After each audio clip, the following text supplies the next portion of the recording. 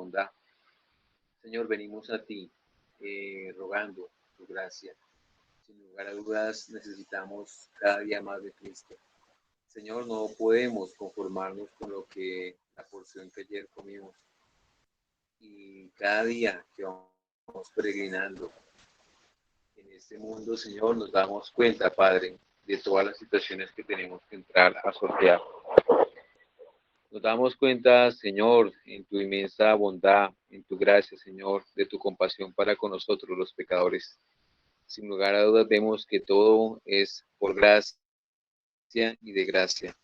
Y por esto, Señor, rogamos, pedimos, suplicamos a ti que seas tú, Señor, hablándonos hoy a la vida, hablándonos hoy al corazón, que seas tú ayudándonos, Padre, como decía el hermano Armando, a estar atentos a lo que tú has predispuesto para nosotros. Señor, revélanos más acerca del misterio de Cristo y ayúdanos, Padre, a que te amemos con todo nuestro corazón, con toda nuestra alma y con todas nuestras fuerzas. Señor, te honramos y te alabamos porque eres tú de donde proceden nuestras fuerzas. Eres tú la causa, la fuerza y el fin de todas nuestras acciones. Por eso venimos a ti, Señor, para que seas tú, Padre, limpiándonos como ese labrador que limpia los pámpanos, Señor. Te honramos, Señor, y te adoramos, divino Dios. En los méritos de Cristo te alabamos y te glorificamos, Señor. Amén. Bueno, hermanos queridos, voy a hablar ahí un poquito duro porque pues, me dicen que no escuchan bien, entonces en esa medida pues me tendré que expresar. Entonces, hermanos queridos, vamos a empezar acá considerando Efesios capítulo 2, versículo 16. En ese sentido, dice allí el apóstol Pablo, permítanme acá, siempre tenemos que seguir cuadrando más y más cosas. Efesios capítulo 2, versículo 16 dice así el apóstol: y mediante o a través de la cruz reconciliar con Dios a ambos en un solo cuerpo, matando en ella las enemistades. Entonces, como decía el hermano Armando, el título del sermón de hoy es el precio de la unidad. Como les había mencionado antes, hermanos, el apóstol ha empezado a hablar de la unidad en el versículo 14. Inclusive, si usted observa, la introducción al tema de la unidad empieza en el versículo 11 hasta el 13. Esa es la introducción. Pero la unidad comienza a desarrollarla en la sección del versículo 14 hasta el versículo 22. Se toma 8 versículos para hablar diferentes aspectos acerca de la unidad.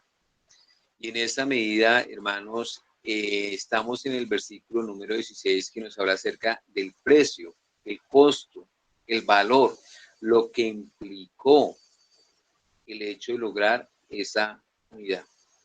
Y allí se retrata claramente cuando dice, y mediante la cruz reconciliar con Dios a ambos en un solo cuerpo o lograr la unidad. Fue mediante la cruz o mediante el precio de la cruz que se logró la unidad. No había otra forma de lograr la unidad. Y ahí tendríamos que entonces entrar a reconsiderar si la unidad a la que se está refiriendo allí es la unidad de la Iglesia Universal, en medio de la cual los santos del Antiguo Testamento son unidos a los santos del Nuevo Testamento a formar la Iglesia Universal, o si aparte de ello se está refiriendo también a la Iglesia local. Pero si ustedes consideran, hermanos, el pasaje con detalle, el contexto nos está hablando fuertemente acerca de la unidad de la iglesia local. En este caso es difícil decir que solamente en el versículo 16 es difícil decir que solamente se refiere a la iglesia local. No, se refiere a los dos, tanto a la iglesia local como a la iglesia universal. Entonces, hermanos, en esa medida, este es uno de esos textos que nos habla acerca de las múltiples cosas que Cristo hizo con su muerte en la cruz. Hay muchos textos que nos hablan acerca de la muerte de Cristo y relacionan la muerte de Cristo con la redención. Por ejemplo, Romanos capítulo 5, versículo 9 dice así: pues mucho más estando ya justificados en su sangre, por él seremos salvos de la ira. Ahí se habla de la redención.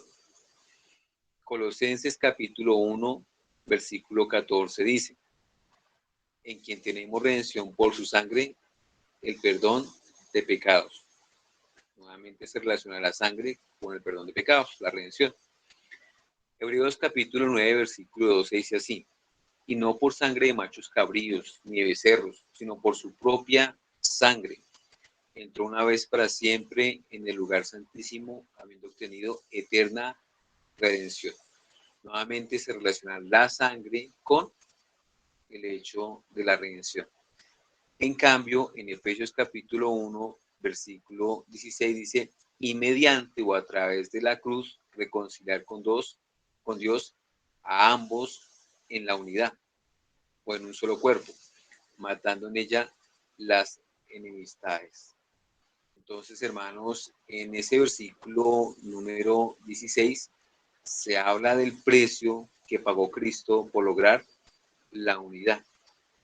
Es uno de esos textos, como decíamos hace un momento, en el cual se resaltan otros beneficios de todo lo que se logró con la muerte de Cristo en la cruz. Y el precio que pagó Cristo allí por la unidad de la iglesia fue un precio bien, pero bien alto. Dentro de esto, hermanos, miremos el versículo allí, el contexto. El contexto es muy interesante. Versículo 14. Porque Él es nuestra paz, que de ambos pueblos hizo uno, derribando la pared intermedia de separación. Versículo 15. Aboliendo en su carne las enemistades, la ley de los mandamientos expresados en ordenanzas, para crear en sí mismo de los dos un solo y nuevo hombre haciendo la paz. Versículo 16. Y mediante la cruz, Dios a ambos en un solo cuerpo, matando ya las enemistades. Si notan, hermanos, siempre habla de uno, de la unidad. Vuelvo y repito, no solamente se nota allí el hecho de la unidad a nivel de Iglesia Universal, sino de la unidad a nivel de Iglesia local.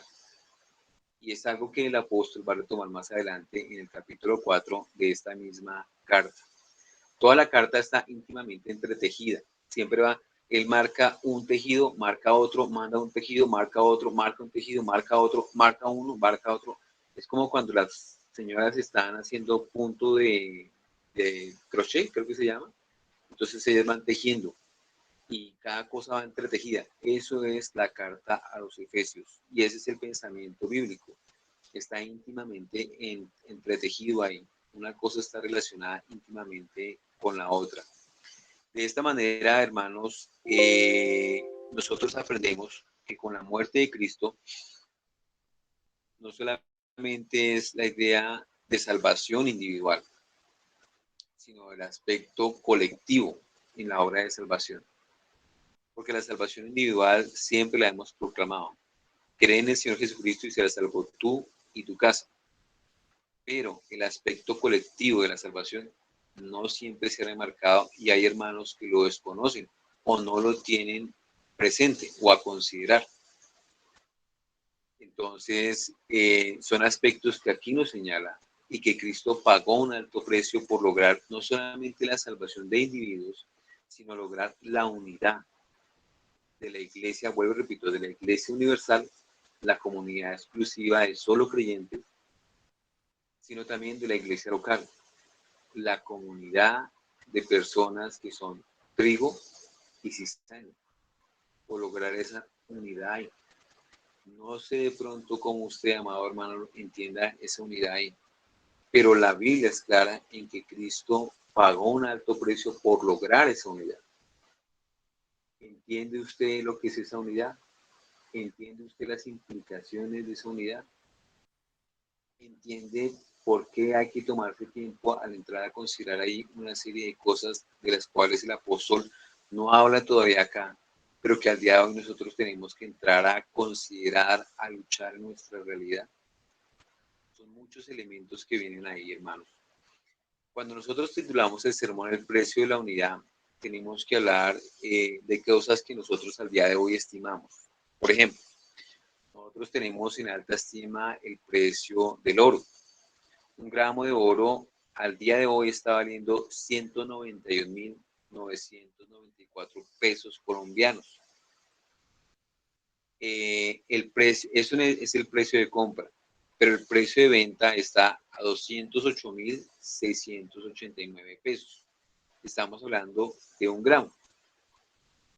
Para que usted me entienda, ojalá tenga una gramera en su casa, ponga algo y ahí va a entender de pronto un niño, un joven, a cuánto nos estamos refiriendo con un gramo. Es una medida ínfima. Dentro de esto, hermanos, cuando nosotros hablamos del precio de algo, digamos en el campo, digamos, de la economía, donde se manejan tantos precios, hablamos de las divisas. Las divisas, ¿qué son?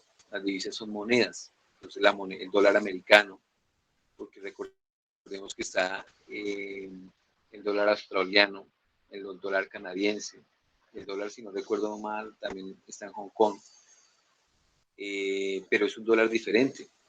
¿Por qué? Porque tiene un diferente precio. Eso es como el peso. En México tienen, la moneda de ellos es el peso, no es el dólar, pero es el peso mexicano y vale más que el peso colombiano. En Argentina tienen el peso, pero es diferente la connotación del peso. Inclusive en Europa tienen el euro. Y a pesar de que Europa tiene el euro, hay naciones que tienen su propia moneda. Por ejemplo, Reino Unido tiene la libra. Ellos no dejaron ni echaron en saco roto su libra. Todo esto para indicar algo. Venezuela es ahorita, actualmente, hermanos, el país que tiene la inflación más elevada en todo el mundo. Sabemos que un dólar colombiano vale aproximadamente 3.500 pesos colombianos.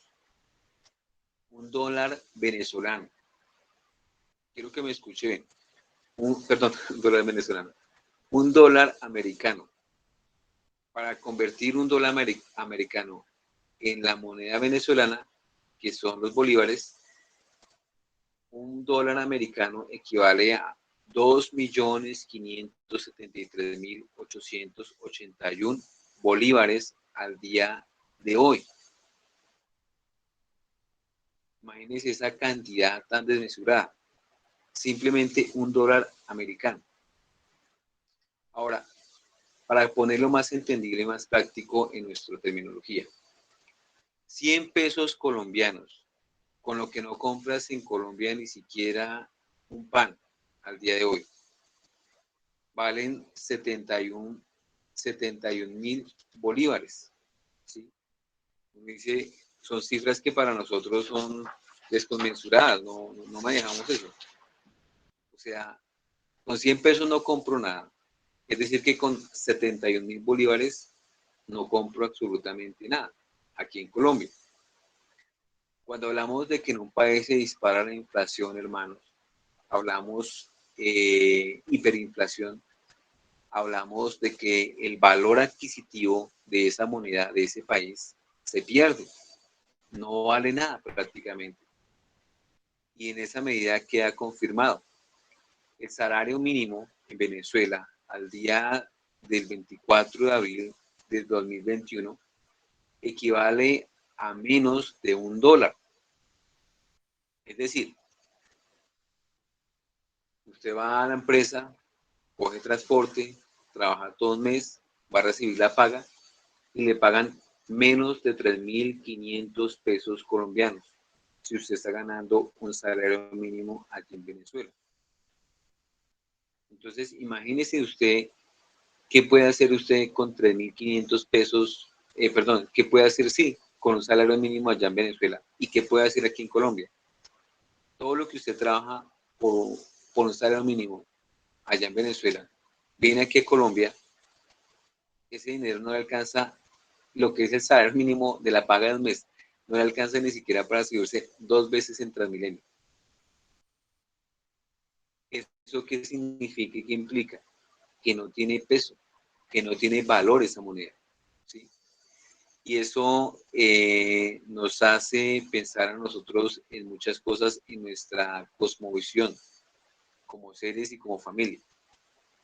Le pongo un ejemplo. Tiene usted su hijo Y entonces usted quiere enseñarle a su hijo a ser financista, a formarse también en esas áreas. Entonces usted le dice de pronto, mira, te voy a pagar 3.000 pesos si vas a hacer tal cosa.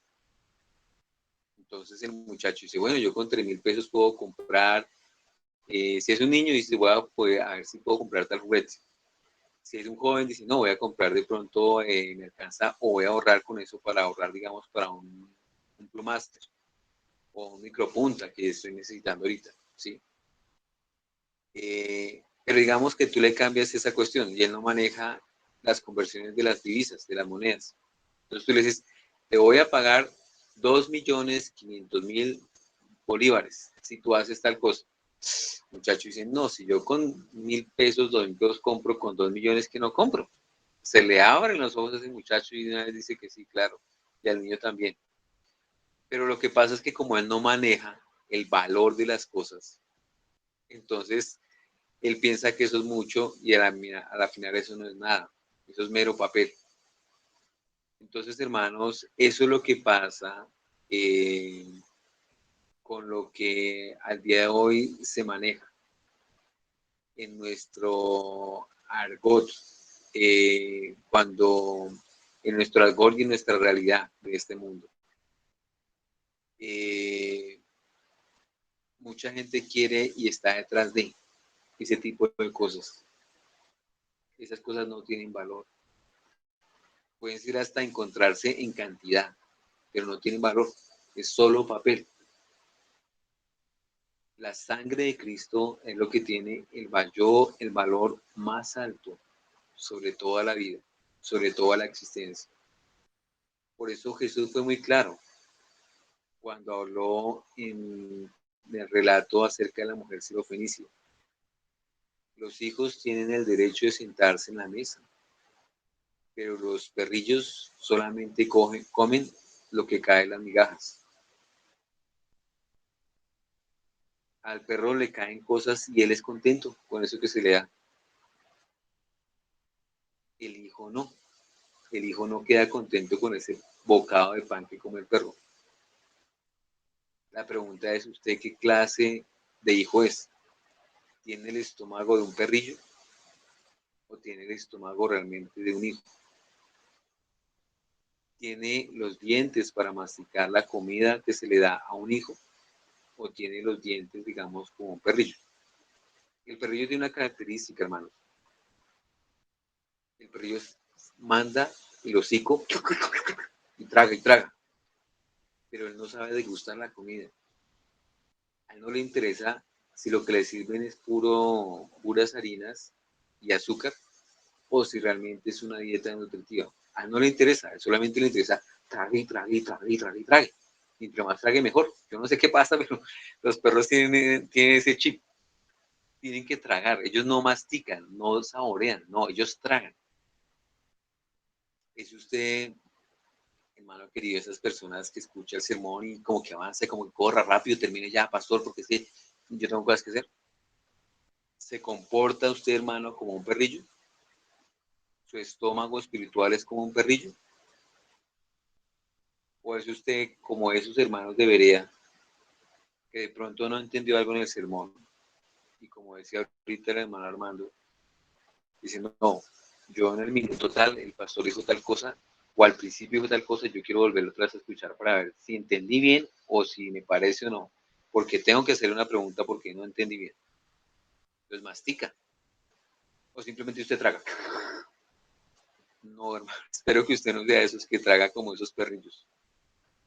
Espero que usted entienda los beneficios y privilegios de que tiene una persona que sea miembro de una congregación. Y en esa medida que el Señor le dé la gracia para degustar lo que Él nos pone a la mesa y poderle sacar el jugo al máximo y no de pronto llenarnos de bagazo. Todo ese papel moneda, millones que se le paga en Venezuela a una persona, todo ese es solo papel, eso no sirve para más. Todos sabemos, hermanos, que para salir, digamos, tú vas a hacer una transacción a nivel internacional. Entonces vas a un convertidor de tasa o de moneda y tú vas y buscas la moneda colombiana, no aparece. Entonces, ¿cómo así? Tú vas y buscas la moneda venezolana, eso no aparece, menos. ¿Qué aparece? El yen, la moneda de Japón, dólar americano, entre la libra británica, pero no aparece por ningún lado el peso. ¿Por qué? Porque no tiene peso, no tiene valor.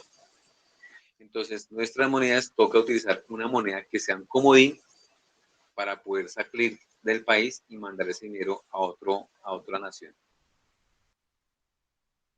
De esa manera, hermanos, se entiende una transacción comercial, porque hay que pasar por medio de una moneda que sea universal como el dólar americano. ¿Por qué? Porque es el estándar, es el metro que se ha establecido hasta este momento. Porque cada moneda tiene diferente peso. Hermanos, en ese sentido, yo quiero que por favor entendamos el hecho de la gracia de Dios, la misericordia de Dios y todo lo que se da cuando hablamos de la unidad de la iglesia y el precio que pagó Cristo tan alto. ¿Por qué? Por lograr la unidad. La unidad es una obra de su gracia. La gracia de Él se logró con un precio muy alto. ¿Cuál? La sangre del Hijo de Dios, la preciosa sangre del apóstol Pedro por allá. Tenía un precio altísimo. Nosotros, hermanos, si hay algo que necesitamos es de la gracia de Dios. Si no tenemos de la gracia de Dios, no somos más sino unos desgraciados. Puede ser que tú tengas la gracia de tener salud. Puede ser que tú tengas la gracia de tener un empleo. Puede ser que tú tengas la gracia de entender la Biblia. Puede ser que tú tengas la gracia de no tener tantos problemas en tu hogar o que las cosas marchen y están bajo tu control. Amén.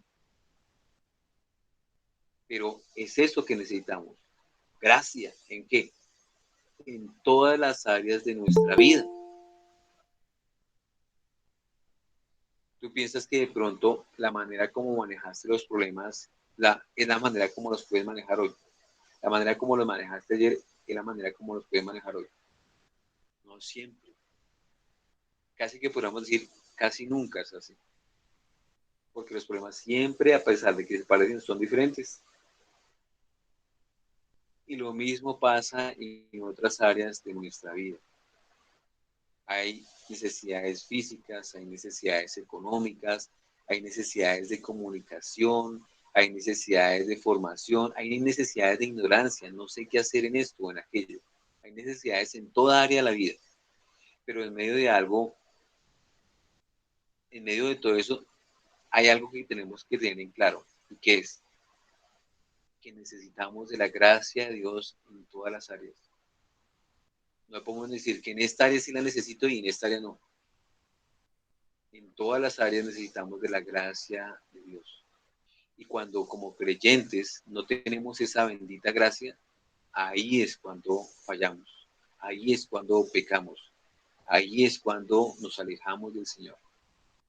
Por eso, hermanos, si hay algo que necesitamos es de la gracia, que el Señor tenga misericordia de nosotros y Él está dispuesto a darnos mayor gracia y a socorrernos en el momento oportuno, dice por allá el escritor a los hebreos. Que el Señor nos dé entendimiento en ese misterio de la gracia de Dios para saberla apreciar, para saberla amar y para buscarla. Porque como decíamos, hermanos, los perrillos son ese tipo de personas que piensan que por tener tantas cosas están bien. Mi perro es contento si usted le da y le da y le da comida. Es un perrillo. Y hay personas que tienen ese modus vivendi o esa visión de la vida. Yo tengo, tengo y tengo y tengo. Hermanos, eso es solamente papel. Y puede ser que usted tenga carro, casa, beca, todo eso. Y eso no es pecado. Pero lo que vamos es, usted tiene el valor necesario, o sea, ese papel tiene impreso la gracia. Si ese papel no tiene impresa la gracia de Dios, usted no va a poder ni siquiera disfrutarlo. ¿Se acuerda cuando Salomón dice por allá en el libro de Eclesiastés que hay un tormento en el hombre al cual Dios le da todo lo que él quiere, pero no le da la gracia de disfrutarlo? Entonces me dice, ¿y para qué sirve esto? Y él dice, esto también es vanidad y aflicción de espíritu. ¿Es usted esa clase de personas? Rockefeller era contento y feliz cada vez que tenía un nuevo dólar que conseguía. ¿Cuándo termina ese hombre de ser feliz? Si siempre estaba consiguiendo un nuevo dólar. Hermanos, que el Señor nos dé su gracia, porque todos somos pecadores y lo necesitamos es a Él. Y esa manera que nos enseñe a valorar su preciosa gracia para realmente entender todos los beneficios y la bendición que tiene el hecho de guardar la unidad de su santa casa, de la iglesia. Entonces, hermanos, eso es importante porque al día de hoy, hermanos, hablemos de nuestra situación problemática aquí en Colombia y en los países de Sudamérica. Una de las situaciones que tenemos en todos nuestros países es la situación de nuestros jóvenes, jóvenes y jovencitas. Ya por las redes sociales, pues ya la tráfica de blancas es algo que antes se vivía en Colombia, pero ahora por las redes sociales es algo más marcado todavía. Por eso hablan de los delitos y la policía ahora tiene como una sección específica para tratar los delitos en Internet. En esa medida y de esa forma, hermanos, hasta ahí no llegan solamente nuestros jóvenes. Todos sabemos también el manejo que se le han dado a los jóvenes y a las jovencitas inmigrantes venezolanas, el trato con el cual se les ha dado y a donde ellas han tenido que, ellas y ellos han tenido o han querido también, en el caso de otros, acceder o ir a prestarse para esos manejos. Venden su cuerpo por un pedazo de papel y hay justificaciones para eso. Es que no tengo que comer, tengo hambre, no tengo que vestir, no tengo dónde vivir, entonces necesito vender mi cuerpo para poder estar bien. Esta es la situación que estamos enfrentando hoy en día, hermanos. Pero déjeme decirle, joven, señorita, todo lo que nosotros hagamos y nos ocurra en nuestra niñez, en nuestra juventud, eso nos afecta por toda nuestra vida.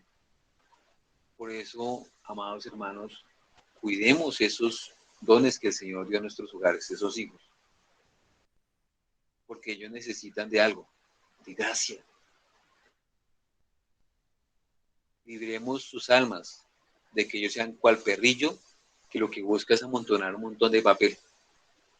No, es mejor, amados hermanos, tener $2 y no un salario mínimo venezolano al día de hoy. Es mucho mejor. Es más poquito papel, pero tiene más peso.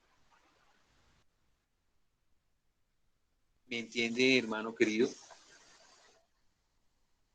No se trata de cantidad, de abarcar, de crecer, de llenarme. Esa es nuestra avaricia, nuestra condición. Se trata es de tener eso, la gracia. Si tenemos la gracia en nuestro hogar, en nuestras vidas, en nuestros hijos, eso es, no es más. Sea que podamos lograr los sueños que hemos perseguido. Vuelvo y repito, tener casa, tener carro, ¿sí?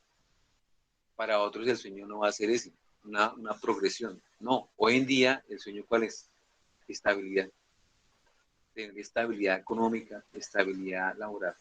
Hoy en día lo que para nuestros padres y abuelos era algo seguro y que el Estado lo daba y que se logró con el 1 de mayo allí en Chicago, hoy en día eso se perdió.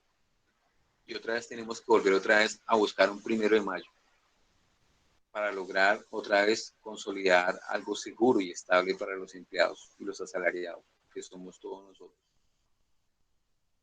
Entonces, en esa medida, hermanos, la proyección es a que nosotros enseñemos a nuestros niños, a nuestros jóvenes, y que ellos aprendan a valorar la vida, las cosas, su cuerpo, su alma, y a no vender esas cosas preciosas por un pedazo de papel, a no venderle su alma y su cuerpo al diablo. Hermanos, eso no es una cuestión nueva, eso siempre ha ocurrido en toda la historia de la iglesia, de la humanidad. Pero al día de hoy lo que pasa es que esto se ha estado multiplicando y replicando de una manera terriblemente asombrosa y temible. Que eso ocurra fuera de hogares cristianos es más que entendible, son paganos. Pero que ocurra en los hogares cristianos, esto ya es otra cosa. Ahora, con eso no nos vamos a creer mejores que ellos, pero estoy diciendo es entendible, no estoy justificándolo. Hermanos, que el Señor tenga misericordia de nuestros niños, de nuestros jóvenes y de nosotros como Pablo, como padres, porque nosotros también somos administradores de la divina gracia de Dios. Que el Señor tenga misericordia de nosotros, que limpie nuestros corazones, nuestras almas y nos dé entendimientos en el misterio de Cristo. Porque si hay algo que necesitamos darle y entregarle a nuestros hijos con toda pasión, con toda alegría, con todo esfuerzo, como fue la vida de Cristo, una vida de esfuerzo, es la gracia. Que ojalá nosotros estemos dispuestos a recibir la gracia del Señor y que en esa medida estemos también dispuestos a darla, hermanos. Porque puede ser que usted sea de pronto avariento, no solamente con las cosas materiales, sino también con las cosas espirituales. ¿Por qué? Porque somos pecadores, hermanos, y el pecado nos permea en todas las áreas de nuestra vida. Por eso necesitamos tanto del Señor. Hermanos, nosotros somos ya adultos, ya tenemos años, unos más y otros menos. Dentro de los adultos, nosotros sabemos, hermanos, que las cosas que hemos vivido, tanto en nuestra niñez como en nuestra juventud, son decisiones que han marcado nuestra vida, hermanos. Pero, hermanos, son decisiones que sin algunas de ellas estamos viviendo consecuencias perjudiciales, podemos decir que el único aliciente y el único borrador para quitar esas manchas de nuestra vida es la gracia de Dios. Si nosotros tenemos la divina, la santísima, la bendita gracia de Dios, el Señor nos va a dar un respiro para nuestras vidas y nos va a ayudar a seguir adelante. La pregunta es, pastor, ¿y dónde encuentro yo la gracia de Dios? ¿De dónde saco tanta gracia? Si yo soy un desgraciado, si en mi condición yo no tengo gracia, yo no soy feliz, yo tengo y no soy feliz, nunca he sido feliz. Jesús fue muy claro en el Sermón del Monte. Miremoslo por un momento. Mateo capítulo 5, hermanos. El Sermón del Monte es para todos, hermanos, todos los que nos confesamos y nos consideramos unos desgraciados. Porque sin la gracia de Dios no somos sino eso. Mateo capítulo 5, versículo 1, dice el maestro así. Viendo la multitud, subió al monte, y sentándose vinieron a él sus discípulos, y abriendo su boca les enseñaba, diciendo, bienaventurados los pobres en espíritu, porque de ellos es el reino de los cielos. Bienaventurados los que lloran, porque ellos recibirán consolación. Bienaventurados los mansos, porque ellos recibirán la tierra por heredad. Bienaventurados o felices los que tienen hambre y sed de justicia, porque ellos serán saciados.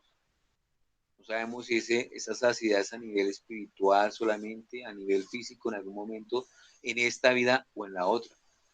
Pero hay una promesa, serán saciados.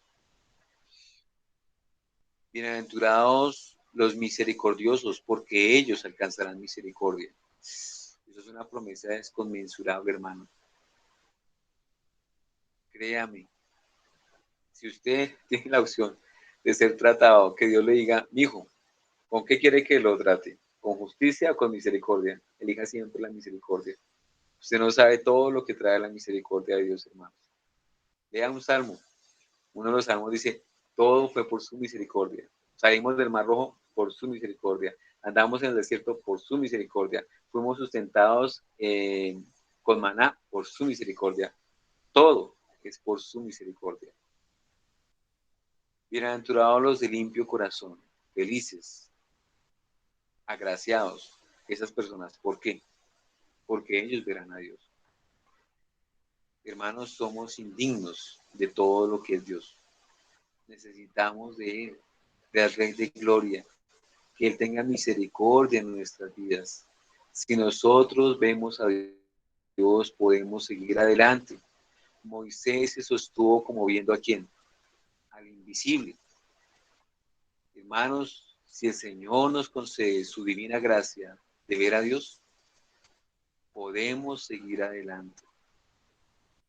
Que el Señor tenga misericordia de nosotros y que podamos verle en las diferentes formas que Él presenta, que es la revelación de Él.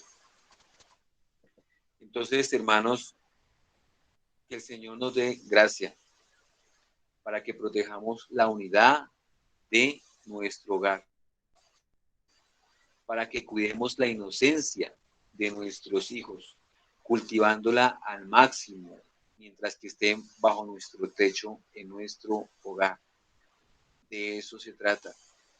Hablar al día de hoy de inocencia es algo absurdo y ridículo, pero hablar de eso en esos términos fuera de la iglesia, pero dentro de la iglesia sí tiene cabida eso. Si nosotros cultivamos esa inocencia, eso es algo hermoso.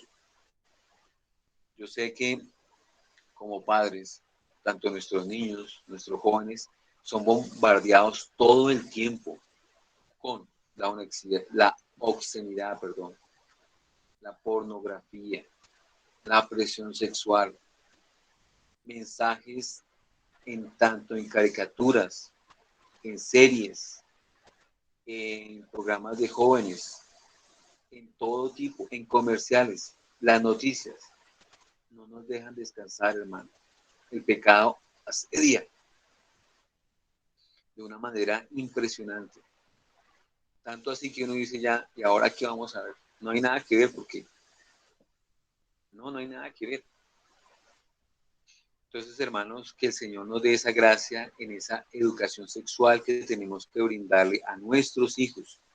Que no esperemos a que el Estado les brinde esa educación sexual. No importa si son niños o si son jóvenes, sino que el Señor nos dé la gracia para impartir esa cátedra en nuestros hogares, con principios y valores cristianos. Y de esa manera cultivemos en nuestros hijos esa inocencia. Cuando hablo de inocencia, no estoy diciendo que cultivemos y formemos niños y jóvenes simples. No. El simple todo lo cree.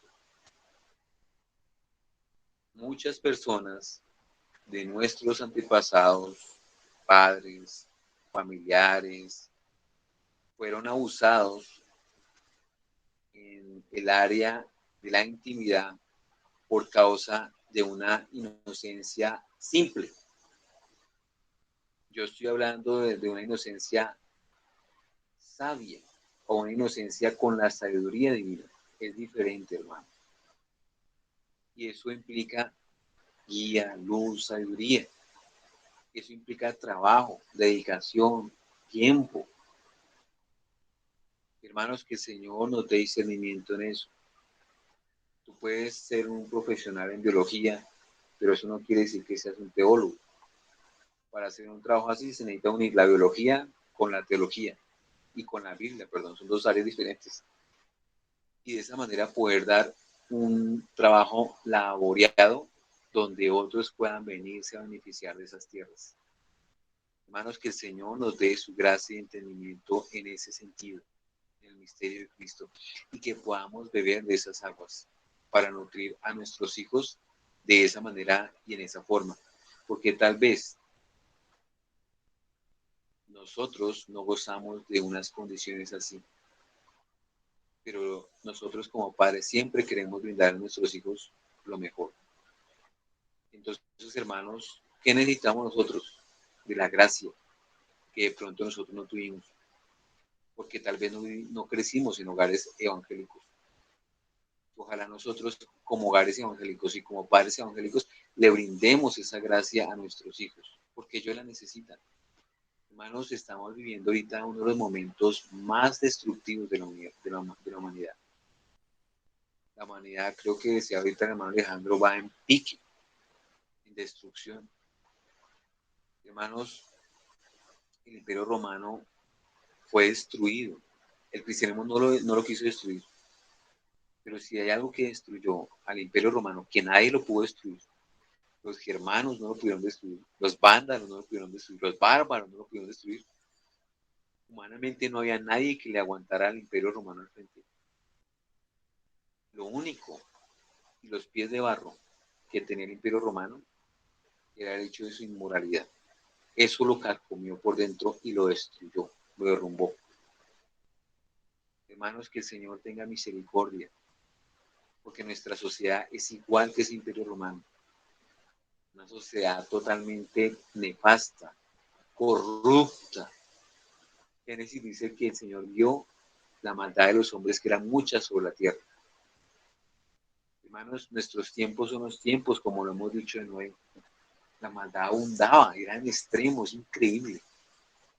La maldad dice el relato bíblico que vio Jehová la maldad de los hombres, que eran muchas sobre la tierra, y que era de continuo solamente el mal.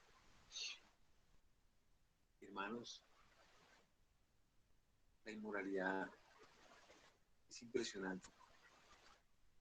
Y el mundo va en decadencia. Y el mundo que dice, no, pero no hay plata, no, pero este COVID, no, pero las políticas de salud, no, pero las políticas administrativas, no, pero las políticas de la alcaldía. Hermanos, la solución no está ahí. Siempre lo hemos dicho, la solución humanamente está en la iglesia. Que la iglesia actúe como esa maestra amamantando hijos, enseñándoles la moral a través de principios y valores, llegando a la comunidad. La iglesia es la que tiene que tomar la iniciativa, hermanos. Jesús fue puntual y categórico. Y no dijo, espérenlos que vengan, ahí sentados en su casa, conectados, viendo el sermón. No, hermanos, él dijo, id y predicad el evangelio. Ahí en esa predica hay doctrina, en esa predica hay evangelización, en esa predica hay enseñanza, en esa predica hay formación, hay transmisión de valores y principios en términos morales para una sociedad amoral. Vuelvo y repito, hay un dicho que dice, el pueblo que olvida su historia está condenada a repetirla. Hermano, hermana querida, las personas que han sido ultrajadas en estas áreas saben muy bien que eso nos afecta como seres humanos. Y en esa medida, hermanos, yo solamente hago el llamado a lo siguiente. El pasado que usted ha vivido tiene que replicarlo sus hijos. Tiene que vivirlo en esos términos. ¿Por qué? El pueblo que olvida su historia está condenado a repetirla. Ellos vivirán eso que usted vivió. Esas malas decisiones que tomó de niño, de joven. ¿Por qué? Porque usted no ha sabido manejar de pronto esa situación del pasado. Y eso genera un flagelo sobre su vida. Por eso se necesita esa área pastoral. El pastoreo y la consejería pastoral son columnas y baluartes de una iglesia. Una iglesia que carezca de eso, carece de dos columnas supremamente importantes, hermanos.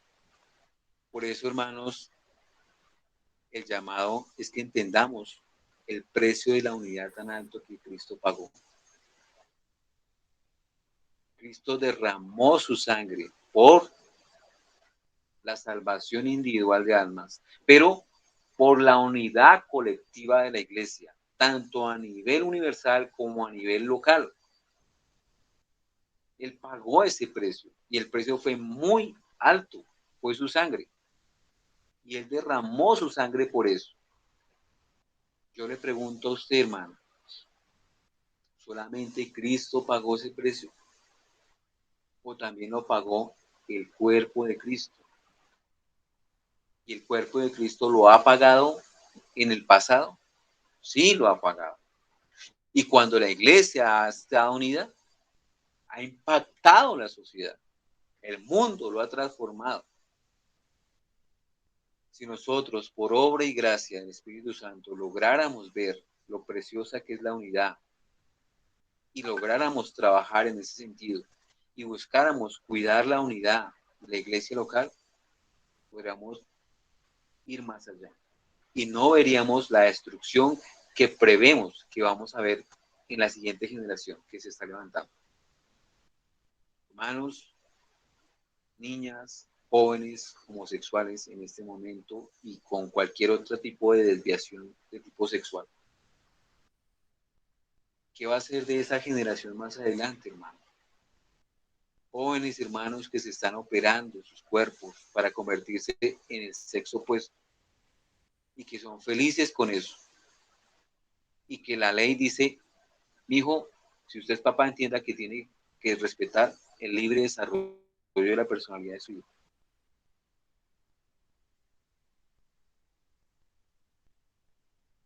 Cuando tú te sientas o hablas o has leído de personas que han hecho eso y entiendes que ellos con lágrimas dicen, no hagan lo que yo hice, y entiendes que todos esos cambios hormonales, que todas esas hormonas que se inyectan, todo eso tiene un legado con el tiempo o unas consecuencias con el tiempo, entiendes que realmente debes llegar a ellos. Creo que está implícito el llamado a uno de los comités de la iglesia que debe entender y abrir sus ojos para que podamos trabajar en ciertas direcciones como iglesia. No podemos, hermanos, el llamamiento de la Gran Comisión no es esperaos en la casa viendo la predicación por internet, a que lleguen los perdidos. No, el llamamiento es id y predicad el evangelio a toda criatura. Id. Tenemos que ir, hermanos, ¿qué estamos haciendo para llegar al perdido? Nuestros jóvenes y nuestros niños se están perdiendo detrás de las drogas, detrás de todo este adoctrinamiento sexual, que la Biblia los llama doctrinas de demonios. Se está perdiendo esta generación. Y si esta generación que viene se pierde, imagínese lo que será la siguiente. Cuando usted tiene que entrar a trabajar con estas clases de vidas que han sido ultrajadas en el área sexual, ellos son como una persona con una afectación así, es como coger un florero y dejarlo caer al piso. Tienes que coger pedazo por pedazo y comenzar a reconstruir. Es muy difícil.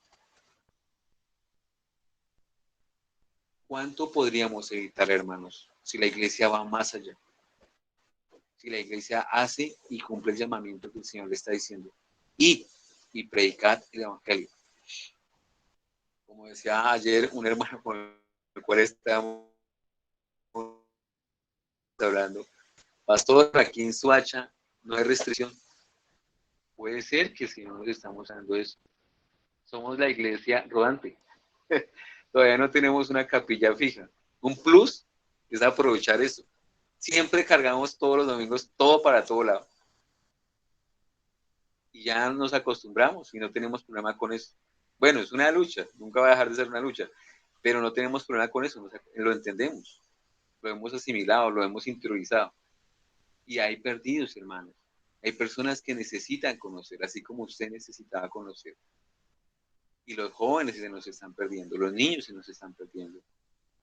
No hay cuadra por donde uno no camine que no perciba ese olor a marihuana a toda hora del día, mañana, tarde, noche. Hermanos, que el Señor tenga en nosotros misericordia, porque Jesús lo dijo claramente en Mateo 16:26. Porque, ¿qué aprovechará el hombre si ganare todo el mundo y perdiere su alma? ¿O qué recompensa dará el hombre por su alma? Hermanos, ¿qué recompensa? ¿O qué vamos a pagar nosotros? ¿O qué van a pagar? ¿Cuál precio tienen que pagar nuestros hijos por nuestra negligencia? Si el mundo se ha levantado así, es porque la iglesia se ha replegado y no ha hecho su trabajo. Y el mundo sí ha estado juicioso haciendo la tarea. Hermanos, ¿qué precio está usted dispuesto a pagar por su paz? Paz a nivel de salud, que a usted no le duele nada. ¿Qué precio usted está dispuesto a pagar porque tenga paz con sus hijos? Que no los vea por ahí, que están haciendo cosas que no son correctas moralmente, ni que tampoco son correctas a los ojos de Dios. ¿Usted qué precio está dispuesto a pagar por tener paz con respecto al futuro de sus hijos? A una universidad que los lleve y los mande, no a que se vayan detrás de la perdición, a un antro de perdición, como hoy en día son muchos de los colegios distritales, algunos de los colegios privados y muchas de las universidades en nuestra nación. Yo soy docente, hermanos, y yo doy testimonio fehaciente de eso. Lo he visto, lo he vivido. Hermanos, que el Señor tenga misericordia. Si la iglesia no prepara el camino para nuestros hijos, nuestros corderitos, no nos quejemos por lo que ellos van a vivir. Si usted, hermano, no se pone la camiseta y no hace algo, no se queje por lo que va a pasar. Porque tenemos que tener políticas correctivas y no preventivas como iglesia. Nuestra nación y nuestro tercermundismo nos lleva a pensar de manera correctiva. Si hizo esto mal, pues corrijámoslo. Si hizo esto otro mal, corrijámoslo. Que hay que meter una reforma tributaria porque no alcanzó el presupuesto, metámosla. Entonces, todo es correctivo. ¿Qué es preventivo, hermano? Para hablar de algo preventivo está la estructura de la iglesia. Pero esa estructura tiene que verse en que los hermanos van entendiendo y van obrando. Pero no podemos esperar que todo lo haga el pastor o que sea el pastor.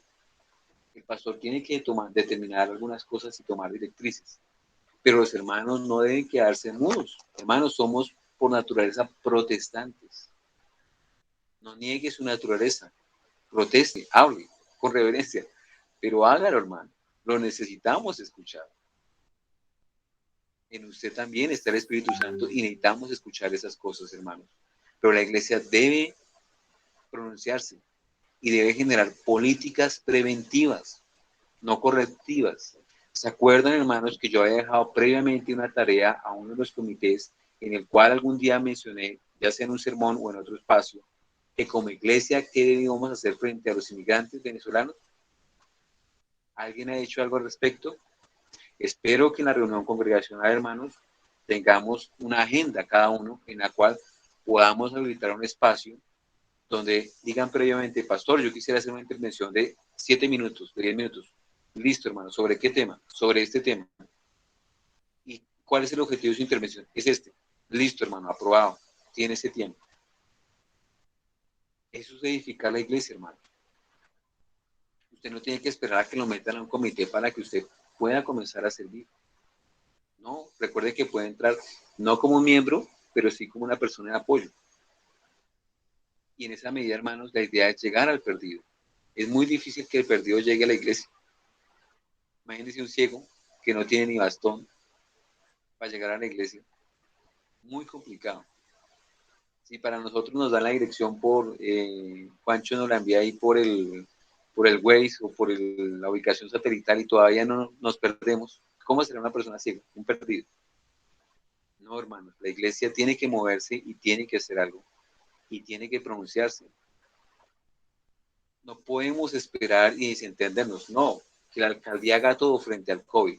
Hermanos, el COVID es una gran oportunidad. Lo que pasa, y en vez de vivir quejándonos, no, si no tuviéramos esto, si las UCI no estuvieran llenas, si Bogotá tal cosa, nos falta visión, hermanos.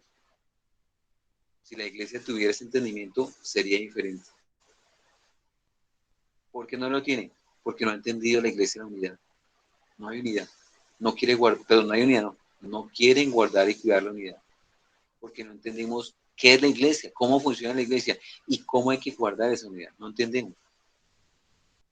Por eso el Señor nos ha estado llevando con todo esto que dice Pablo allá en Efesios capítulo 2, hablando acerca en ese momento de ese versículo, el precio tan alto que Cristo pagó por algo que usted no entiende que tiene y que se beneficia. Imagínese, por así decirlo para que usted me entienda, Cristo derramó su sangre para que usted tenga en su parqueadero un Mercedes-Benz, un Lamborghini, para que se pueda desplazar a cualquier lado fácilmente. Es un ejemplo, ¿sí? Y usted no sabe manejar, no sabe dónde están las llaves, tiene llave electrónica, no sabe cómo se mete, tiene caja CVT y no sabe cómo se meten los cambios en esa caja, tiene un cilindraje de 3.000 centímetros cúbicos y usted se va a esa pie porque usted piensa que esa es la manera, se va solo. En el carro puede haber una unidad con un grupo de personas. Hermanos, no conocemos a Cristo, no conocemos todo lo que Él hizo y no somos conscientes de las responsabilidades tan grandes que nosotros cargamos. Por eso vuelvo al punto. Deseamos la unidad, deseamos tener paz en todas nuestras áreas de nuestra vida, en el colegio, en el estudio, paz con mi docente, paz con mis problemas, paz en medio de mis pecados, paz en medio de los secretos de mi corazón que nadie conoce. Deseo tener paz y tranquilidad contra todos esos enemigos que se levantan, ya sea del mundo, la carne, el diablo, que yo tenga esa paz, esa tranquilidad, que no están ahí presionándome, obsesionándome por llevarme como reo al pecado. El único que nos puede dar esa paz es Cristo. Él logró la paz. Él hizo la reconciliación, dice allí ese versículo de Efesios. Pero nosotros la disfrutamos, hermano. Nosotros nos estamos sentando en ese Mercedes-Benz, en ese Lamborghini y lo estamos aprendiendo a manejar. Hoy el hermano Alejandro preguntaba algunas cosas de lo que previamente se ha enseñado en el espacio de, de enseñanza que él nos está dando. Hemos entendido. Hay algunas preguntas que me hicieron a mí pensar. ¿Qué estamos aprendiendo? Todas esas cosas, hermano, nos ponen a pensar. Porque la iglesia es todo un maestro. Pero ¿cómo estoy yo en mi entendimiento? Porque es mucha información. Si usted no toma apuntes, si no anota puntualmente, tal vez se puede uno llegar a perder. Porque es mucha información. Entonces, eso nos motiva a emprender también otras medidas para sacarle más provecho a esas clases que nos quedan ya en ese tema. De esta manera, hermanos, el Señor nos dé de su gracia.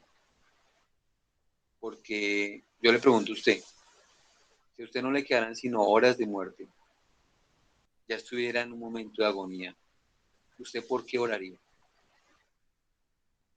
Tal vez usted me diría, yo oraría por mi familia, yo le pediría perdón a Dios, yo me arrepentiría, sí, yo haría todas estas cosas. Le animo a que miremos Juan capítulo 17, versículo 11, hermano. Juan capítulo 17, versículo 11.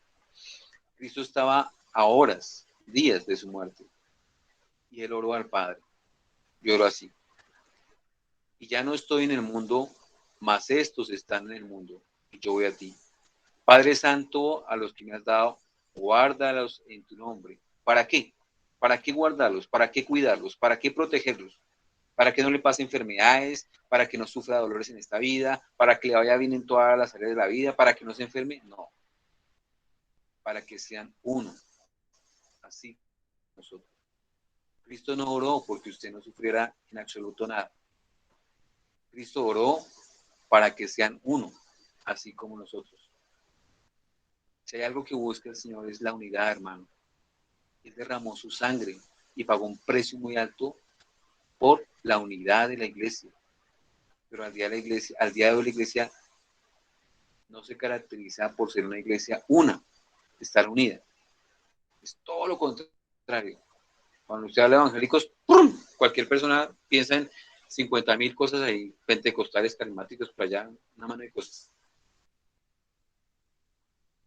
Hermanos, Cristo en una de sus últimas oraciones, él oró y su oración fue una intercesión a nivel congregacional por toda la iglesia. Y él oró para que Dios guardara esa iglesia. La oración de Juan 17 es la oración que todo sumo sacerdote hacía una sola vez al año. Y la hacía para poder entrar al lugar santísimo y derramar la sangre en el propiciatorio. Él hizo esa oración, hermanos, por toda la unidad de la iglesia para poder ir al Calvario. Esta oración fue hecha antes de Getsemaní. La oración de Getsemaní es por él. La oración de acá es por su cuerpo. Juan 17 es la oración por su cuerpo, por la iglesia. Y él oró por la unidad de esa iglesia. ¿Por qué? Porque esa oración está íntimamente ligada con la sangre que iba a ser derramada.